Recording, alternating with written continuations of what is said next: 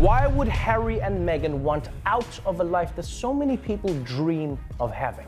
I mean, think about it. We kiss frogs to try and become royalty. Huh? The only thing I've ever gotten is frog herpes. And then I collect the honey from my homemade beehive at home.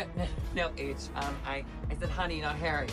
I only call you H or honey. I want my home to feel welcoming. Do you feel welcome? Does my soundstage welcome you? Mindy and I are such great friends, like besties. Like, I love her. Like, she doesn't know my name, but we're best friends. I learned this in France. Eat, pray, love. Now for the tricky part. Place in microwave. I said Meghan Markle is, of course, a lifelong feminist, which she's demonstrated by marrying a prince and giving up her job. Something extraordinary happened in Hollywood over the past 2 years. The same entertainment industry that once welcomed Meghan Markle with open arms has now turned her into the biggest punchline in comedy. From late-night television to animated satire, from British puppet shows to viral TikTok parodies, an unprecedented wave of mockery has crashed down on the Duchess of Sussex with devastating force. And the comedians responsible are not holding back. The timeline tells a brutal story. Between 2024 and 2025, virtually every major comedian in the English-speaking world has taken aim at Meghan and Harry. Trevor Noah dissected their contradictions on stage. Jimmy Kimmel roasted her lifestyle brand on national television. Ricky Gervais called her Netflix show soulless. South Park created entire episodes mocking their privacy complaints. Family Guy compared their marriage to some of history's darkest moments. Saturday Night Live turned their relationship into recurring sketch material. And that barely scratches the surface of what has become a full-scale comedic assault. What makes this comedy tsunami so remarkable is its sheer breadth. This is not one comedian making a single joke that went viral. This is the entire entertainment establishment collectively deciding that Meghan Markle represents everything worth mocking about modern celebrity culture. The privacy claims while making documentaries, the authenticity branding while being perfectly produced, the feminist messaging while giving up a career to marry a prince, the victim narrative while living in a mansion and signing $100 million deals. Every comedian found a different angle, but they all arrived at the same conclusion. The contradictions were simply too glaring to ignore. The jokes worked because they did not punch down. They punched across. This was not cruelty for cruelty's sake. This was irony, disbelief, the subtle but devastating kind of comedy that does not need to yell to destroy. Meghan Markle. You know, I'm actually Sussex now. Duchess of Sussex. Yeah. Comedians held up a mirror to Meghan and Harry's public image and asked audiences to see what they were really looking at. And audiences responded with laughter that echoed across social media platforms, talk show audiences, and living rooms around the world. What the comedians exposed was something Meghan and Harry seemed unable to recognize about themselves. The gap between their stated values and their actual behavior had grown so wide that professional joke writers could not resist walking through it. Every Netflix appearance became fodder. Every lifestyle product became a punchline. Every claim of wanting privacy while simultaneously producing content became ammunition for the next monologue. The entertainment industry has a long memory and an even longer reach. Once the comedians decided Meghan was fair game, there was nowhere to hide. The jokes spread from late-night television to podcasts to animated series to puppet shows to social media parodies. Each new roast built on the last, creating a snowball effect that no public relations strategy could stop. But the first comedian to truly capture the moment and go viral set the template for everything that followed. His takedown was so savage that he had audiences rooting for someone they never thought they would defend. In January 2024, British comedian Simon Brodkin stepped onto a comedy stage and delivered a performance that would set the tone for everything that followed. His target was the Netflix documentary that Meghan and Harry had released to tremendous fanfare and even more tremendous criticism. If she didn't marry him, she would be on The Bachelor this season. She would be Megan M. from Sherman Oaks barista. She just got lucky. What happened next became one of the most shared comedy clips of the year, spreading across YouTube and TikTok like wildfire, and establishing the template for how comedians would approach the Sussexes for the next 2 years. Brodkin opened with something unexpected. He admitted that he actually started off wanting to like them. He acknowledged that they were making interesting points about racism and misogyny, topics that deserve serious discussion. The audience leaned in, perhaps expecting a defense of the embattled couple. But then Brodkin delivered the twist that brought the house down. He explained that Harry and Meghan kept calling each other H and M throughout the documentary, and at that moment he just thought they should forget about themselves entirely. The audience erupted. The relatability of that reaction resonated with millions who had experienced the same shift while watching. But Brodkin was not finished. He referenced Harry's now infamous description of one of their early dates, where the prince described the experience as pulling the pin on a fun grenade. The comedian paused, letting the absurdity of that phrase hang in the air. The audience groaned and laughed simultaneously, recognizing the kind of privileged romanticism that felt completely disconnected from ordinary human experience. Who talks like that? Brodkin seemed to ask without asking, and everyone in the room already knew the answer. And they're with the children, right? So of course I turned to H, and H had said yes, but as an American, Pardon me? Oh my god! Then came the line that truly shocked audiences and guaranteed the clip would go viral. Brodkin confessed that by the end of watching the documentary, he found himself actually rooting for Prince Andrew instead. The gasp from the audience was audible before it transformed into howling laughter. The implication was devastating. Here was a comedian suggesting that Meghan and Harry had somehow managed to make themselves less sympathetic than a royal figure embroiled in one of the most serious scandals in modern British history. The joke worked precisely because it captured a sentiment many viewers had privately felt but would never say out loud. Within hours of the performance hitting social media, clips were being sliced into TikToks, remixed into memes, and stitched into Twitter threads. The engagement was staggering. Comment sections filled with people sharing their own moments of turning against the couple while watching their content. Brodkin had given voice to a growing frustration that had been building since the Oprah interview and had only intensified with each new Netflix release. Welcome to my garden. Well, it's not my garden, it's a set actually, but welcome to my set. What made Brodkin's approach so effective was its honesty. He did not start from a place of hatred. He started from a place of openness, and then documented his own journey toward exasperation. That arc felt authentic to audiences who had experienced the same trajectory. And once one comedian proved that mocking Meghan and Harry could generate this kind of viral success, America's late-night hosts decided to join the feeding frenzy. Once Simon Brodkin proved that roasting the Sussexes could generate massive engagement, America's late-night television hosts wasted no time joining the attack. Night after night, monologue after monologue, the biggest names in television comedy turned Meghan and Harry into reliable punchline material, and the jokes only got sharper as the months went on. Trevor Noah delivered some of the most memorable takedowns during his live performances. The former Daily Show host did not hold back when discussing what he saw as the fundamental dynamic of the relationship. He pointed out that this is what happens when you bring the first black woman into the royal family. If I did, I would have never married him.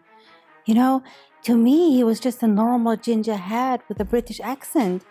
Actually, in the beginning, I thought he was Australian. What? According to Noah, Meghan looked at Harry and told him he needed to get a job because he was a grown man. The audience roared with recognition. Noah also referenced the now infamous moment when Harry pitched Meghan for voiceover work to a Disney executive at a premiere, joking that his wife does a pretty good Simba impression. The observation highlighted just how far the prince had fallen from royal dignity. Noah even took aim at their loss of titles, comparing it to the most embarrassing royal loss since William's hairline. Jimmy Kimmel picked up the torch with equally brutal precision. During his September and December 2025 monologues, Kimmel zeroed in on what he saw as the central absurdity of their story. He noted that Meghan claims she just wants a normal, quiet life, which is apparently why she left England and moved to Hollywood. Because if there is one place you go when you do not want attention, it is the entertainment capital of the world. The sarcasm dripped from every word. Kimmel also referenced the infamous pretzel bag incident from her Netflix show, using it as evidence of the narcissism underlying her lifestyle brand and the contradictions between claiming victimhood while making lucrative deals. Jimmy Fallon joined the assault in September 2025, specifically targeting Meghan's obsession with her image and personal brand. He mocked the pretzel bag moment as well, noting how she had somehow turned moving snacks from one container to another into content. Fallon also highlighted what he saw as the feminist contradiction at the heart of her public persona, pointing out that she ditched her own career to marry into the most old-fashioned monarchy on earth.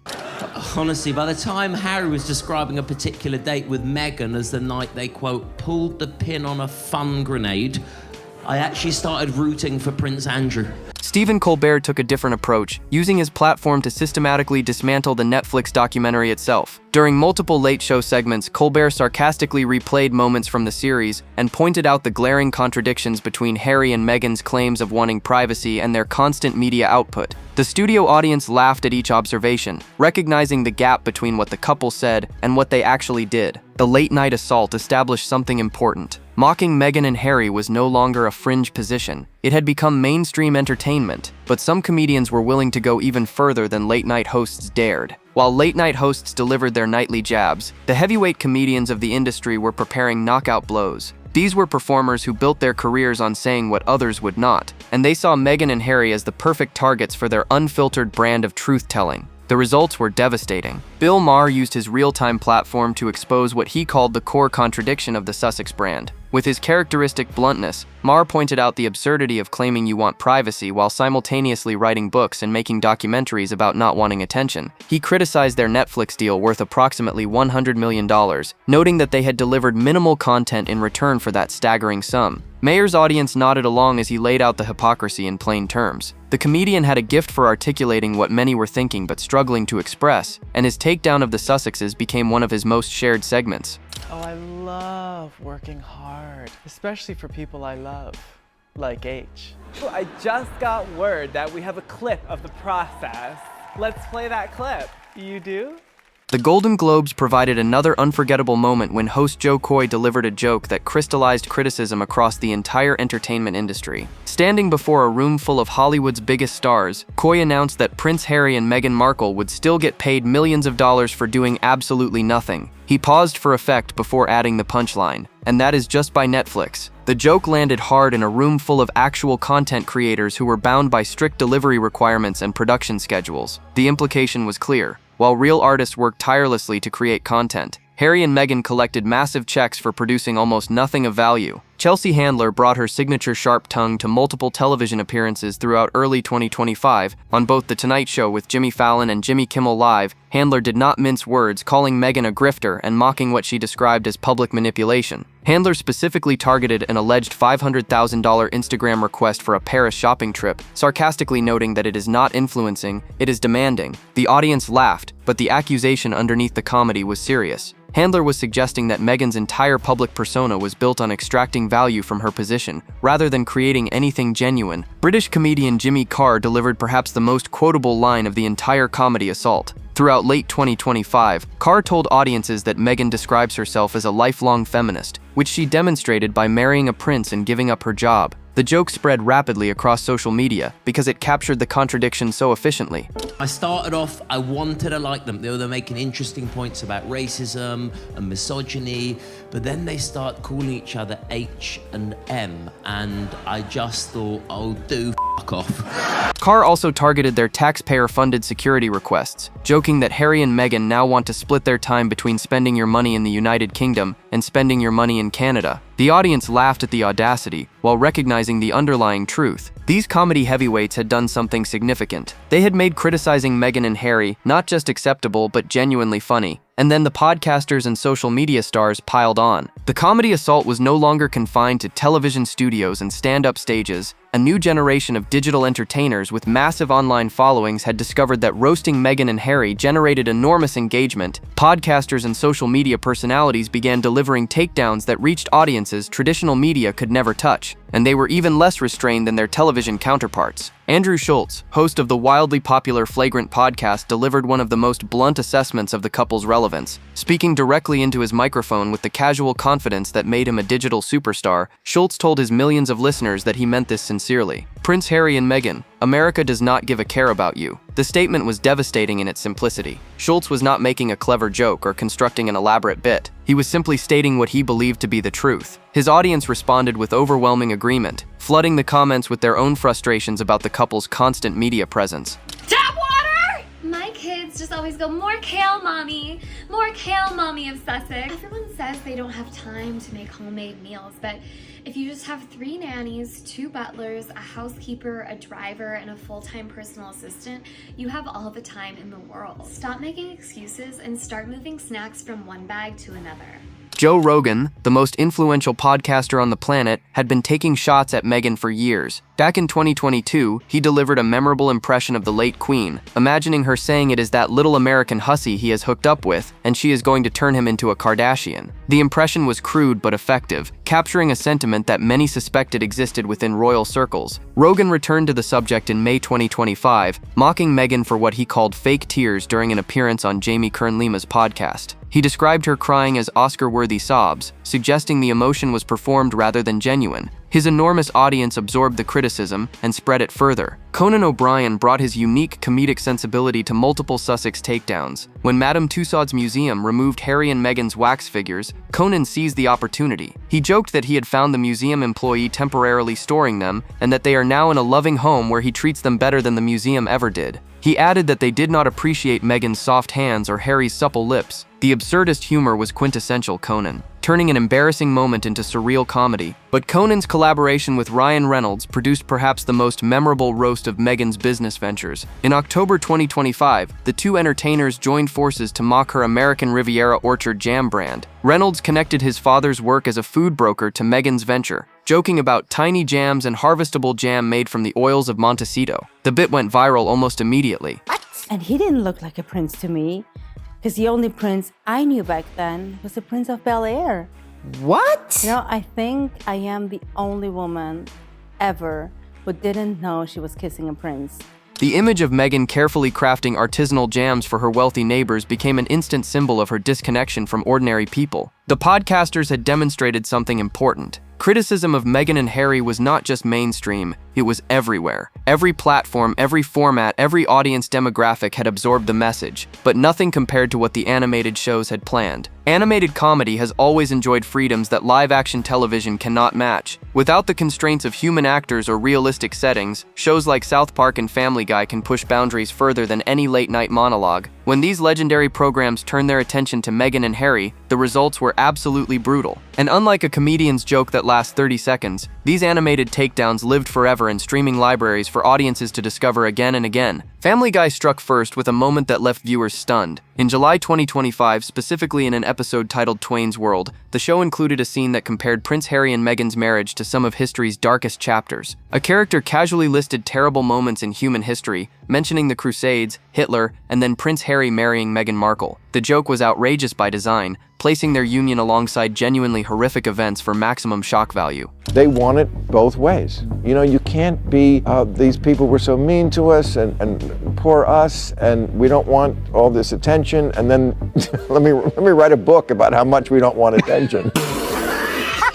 This was actually the second time Family Guy had targeted the couple, following a 2023 sketch that featured them lounging by a pool before being interrupted by financial discussions. The show had clearly decided that the Sussexes were worthy of recurring mockery. South Park delivered an even more sustained attack. In October 2025, the show aired an episode titled The Worldwide Privacy Tour that directly parodied Harry's memoir Spare in the Netflix docuseries. The episode centered on a fictional prince of Canada and his wife who traveled to the small Colorado town while promoting their book. The title of the fake memoir said everything. It was simply called WOG, mocking what the show's creators saw as constant complaining. But the visual gag that truly captured the hypocrisy showed the characters holding signs that read, "We want our privacy and stop looking at us," while simultaneously demanding attention everywhere they went. The satire was so precise that it required no explanation. South Park returned to the subject in November 2025 with an episode called From Royal Highness to Hollywood Loneliness. This installment showed a Meghan character desperately trying to attend Kris Jenner's 70th birthday party, despite the event falling on Remembrance Weekend. The joke highlighted what critics saw as Meghan's misplaced priorities and her hunger for celebrity acceptance over royal duty.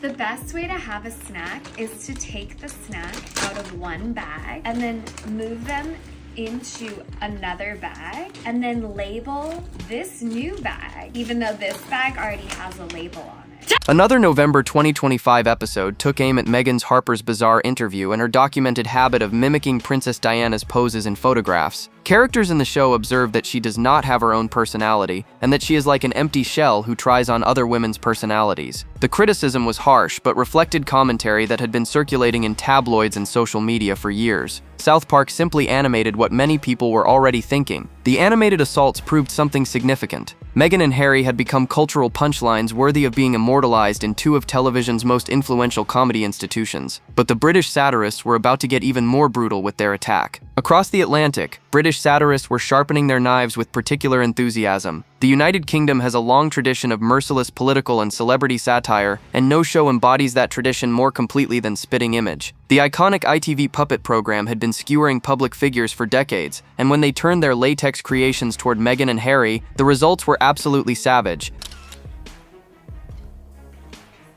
Beyonce just texted me. I can't believe she knows who I am. Read it? Oh, no, I could never read a personal, but... Okay, I'll read it. The puppet versions of the Sussexes became instant symbols of everything critics found objectionable about the couple. The show's portrayal of Meghan was deliberately unflattering in every possible way. Sketches depicted her as calculating, narcissistic, and obsessed with status and celebrity. One particularly vicious segment showed a puppet Meghan attempting auditions for classic film roles, introducing herself as Meghan Sussex. This was a direct reference to her claim on the With Love Meghan Netflix show that she uses Sussex as her surname in everyday life with Prince Harry. The joke highlighted what critics saw as her desperate clinging to royal titles while simultaneously claiming to have rejected royal life. The puppet Harry fared no better. Sketch after sketch portrayed him as completely dominated by his wife, reduced to a submissive figure who simply agreed with whatever Meghan decided. The recurring image of puppet Harry asking "yes, dear" while Meghan made all the decisions reinforced a narrative that had been building in tabloids for years. Whether fair or not, the characterization struck a chord with audiences who had observed what they perceived as an imbalanced power dynamic in the relationship. My name is Meghan Sussex now.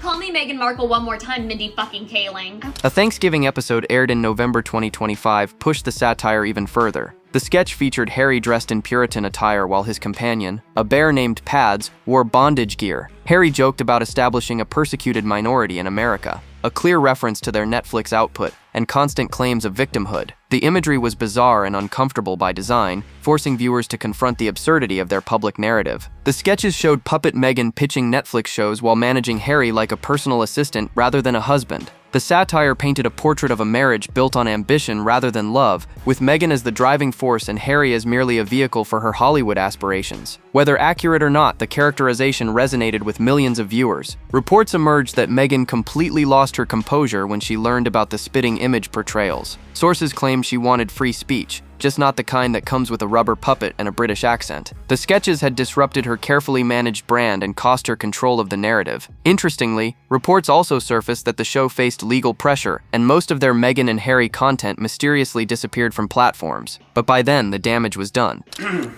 Beyonce texted me and she said, "Hi, Meghan. I hope you and Machine are doing better, and I loved you in Jennifer's Body and Transformers."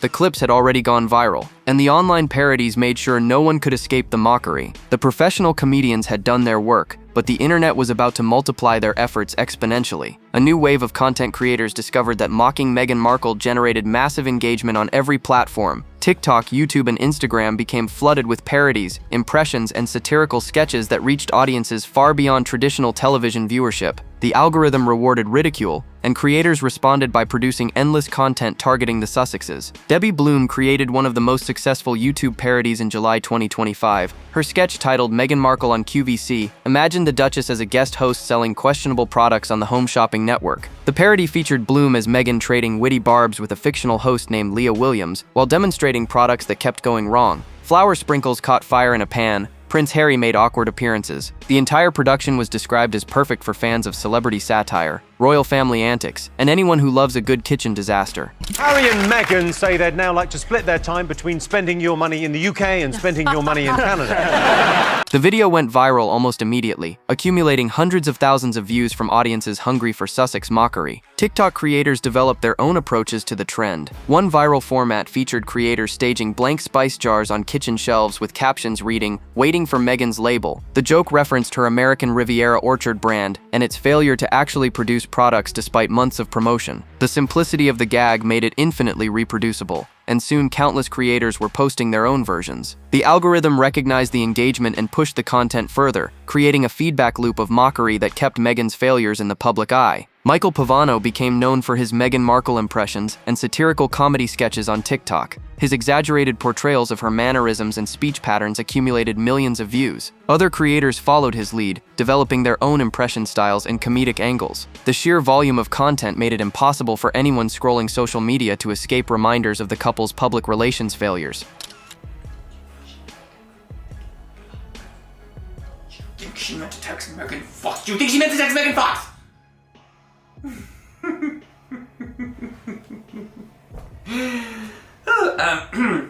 Anyways, the children. Saturday Night Live contributed to the pile with multiple sketches over the years. A May 2018 sketch featured Leslie Jones as Meghan Markle receiving an etiquette lesson, but the more recent material proved far more cutting. In November 2025, Weekend Update anchor Colin Jost delivered a joke about a hypothetical United Kingdom trade deal. He announced that the new UK trade deal is simple. America keeps Meghan Markle. After the laughter subsided, he added a second punchline: only if she deletes her Instagram again. Sources documenting Meghan's alleged reaction claimed the joke caused a wine glass to meet a marble counter in Montecito. The viral parodies had accomplished something remarkable. They had democratized the mockery of Meghan and Harry, allowing anyone with a phone and an internet connection to participate in the cultural criticism. Professional comedians had set the tone, but ordinary creators had amplified the message beyond anything television could achieve alone. But the real question was how Meghan and Harry were handling this relentless onslaught. The comedy assault had been relentless, but how were Meghan and Harry actually handling the onslaught? Reports from inside their Montecito mansion painted a picture of mounting distress and failed attempts to fight back. Every strategy they tried seemed to backfire, and their silence only made things worse. Ave. What is microwave? I don't think we have any of that. Harry? Do we have any microwave? The jokes had gotten under their skin, and it was starting to show. Reports emerged that Meghan completely lost her composure when she discovered the spitting image puppet sketches. Sources claimed she wanted free speech, just not the kind that came with rubber puppets and British accents. The satirical portrayals had disrupted her carefully constructed brand and stripped away her control of the narrative. For someone who had built her public image on meticulous management, watching latex versions of herself and Harry mock everything she stood for was apparently unbearable. An insider revealed an even more troubling scene in late November 2025. Meghan was allegedly spotted in a Montecito bookstore, appearing overwhelmed and struggling to hold back tears. The source stated that she is skilled at putting on a brave face, but her facade was beginning to falter. The emotional breakdown reportedly stemmed from ongoing strain in her marriage and mounting frustration with the couple's declining fortunes. The woman who once commanded global attention now seemed to be crumbling under the weight of ridicule. Tropicana, is that your dog's name? Every morning, I pick the freshest oranges from my backyard grove to make orange juice for H and the children. Prince Harry attempted to fight back through humor, and the results were disastrous. His appearance on Stephen Colbert's Late Show in December 2025 was supposed to demonstrate that he could take a joke and dish one out. Instead, it proved the opposite. When Harry quipped that he heard America had elected a king, referring to Donald Trump, the studio audience actually booed him. Another joke about Colbert being cancelled received scattered applause, but observers noted Harry appeared deeply uncomfortable with the style of late-night comedy. His timing was off. His delivery was stiff. Reports even suggested tensions arose during the taping. The most revealing moment came from their own Netflix holiday special. During With Love Meghan holiday celebration, Harry made a joking remark about Meghan's cooking in front of the cameras. He quipped that her mother Doria cooks better than she does. Body language expert Judy James analyzed Meghan's reaction, noting her instantaneous side-eye as her mouth fell open in shock and her hands froze in midair. James described it as authentic shock that he would dare to draw any negative comparison while she was trying to produce perfect levels of Christmas content. The expert further observed the irony of the situation. Meghan's support for Harry was always unswerving in the public eye, and it might have been fair for her to expect the same from him. Instead, Harry had joined the comedians, even if unintentionally, by making digs at her expense on her own show. The cracks in their partnership were becoming visible to anyone paying attention, and the business consequences were about to become catastrophic. The laughter had consequences. Real, measurable, devastating consequences. I want to say that I did not research Harry when I met him. What? No. The comedy assault was not just embarrassing Meghan and Harry, it was systematically dismantling their business empire and destroying their carefully cultivated brand. By the end of 2025, the financial wreckage was impossible to ignore. The most significant casualty was their Netflix deal. In July 2025, reports confirmed that Netflix had decided to let its approximately $100 million contract with the Sussexes lapse when it concluded in September. No additional content would be produced under the existing agreement. The timing was impossible to separate from the comedy onslaught. Their shows had become punchlines, and the streaming giant apparently decided the couple was no longer worth the investment. The show With Love Meghan initially secured the number 10 spot on Netflix's top 10 list after its March 2025 premiere, but subsequently plummeted to number 389 in most watched titles for the first half of the year. Only 25 million viewing hours for a $100 million investment was a disaster by any measurement. The lifestyle brand ventures crumbled even more spectacularly. American Riviera Orchard failed to launch any actual products despite months of promotional buildup. The trademark application was denied. The rebranded As Ever faced relentless mockery from comedians who saw expensive jam and flour sprinkles as symbols of disconnection from ordinary people. Her website listed products as sold out, but critics questioned whether meaningful quantities had ever been produced in the first place. The failures extended beyond Netflix. Meghan's animated series Pearl was canceled during development. Her Spotify podcast deal reportedly ended after she allegedly failed to meet productivity targets. One industry analysis concluded bluntly that Meghan Markle's brand is beyond damaged. The report noted her Netflix show had turned out to be a yawn and predicted she might become best known for her attendance at Kris Jenner's birthday celebration, rather than any actual accomplishment. A royal commentator summarized the year with brutal clarity. 2025 has been ultimately a humiliating year for Meghan Markle. This will be known as the year she lost her Netflix deal, no matter how hard Netflix tried to shove her down our throats. The assessment captured the consensus view across entertainment media. The recurring themes of the comedy assault had proven prophetic: privacy hypocrisy, inauthenticity, feminist contradiction, the pretzel bag lifestyle content, the victim narrative from a Beverly Hills mansion. Comedians had identified these weaknesses and exploited them mercilessly. The public had laughed along, and the business partners had taken notice. What happens next remains uncertain. The couple still has their Montecito estate, their children, and whatever remains of their royal connections. But the Hollywood dream that brought them to California appears to be fading. The entertainment industry has rendered its verdict through laughter, and that verdict was brutal. So what do you think awaits Meghan and Harry after this comedy catastrophe? Drop your thoughts below. Like, subscribe, and stay tuned because the next video is waiting, and you will not believe what is coming next.